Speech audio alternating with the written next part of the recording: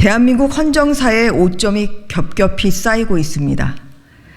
어제 본회의에서 민주당은 대통령의 쌍특검법 제2요구는 제멋대로 무시하더니 기어코 이태원 참사 특별법을 일방 처리시켰습니다.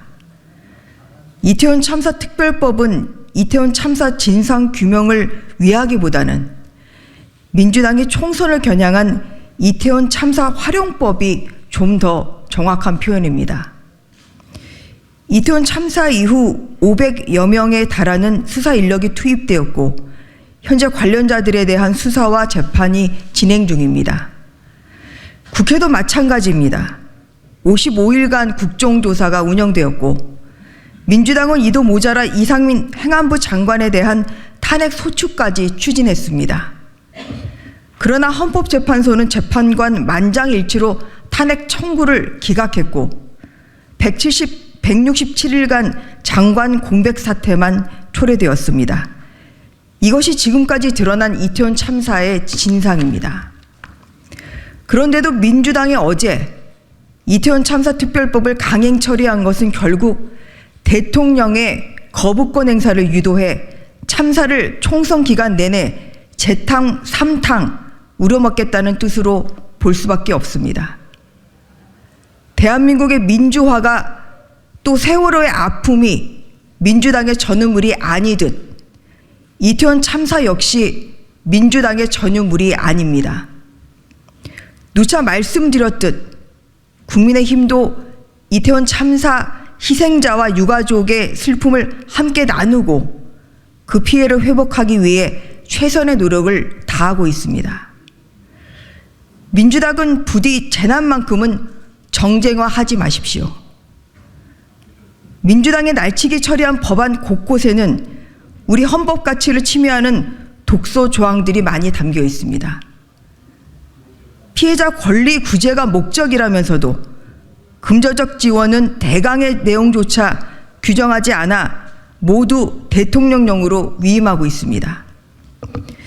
또 이태원 참사로 인해 신체적, 정신적, 경제적 피해를 입어 회복이 필요한 사람을 모두 포함해서 피해자라고 규정해서 진짜 피해를 입은 사람에 대한 구제는 뒷전입니다.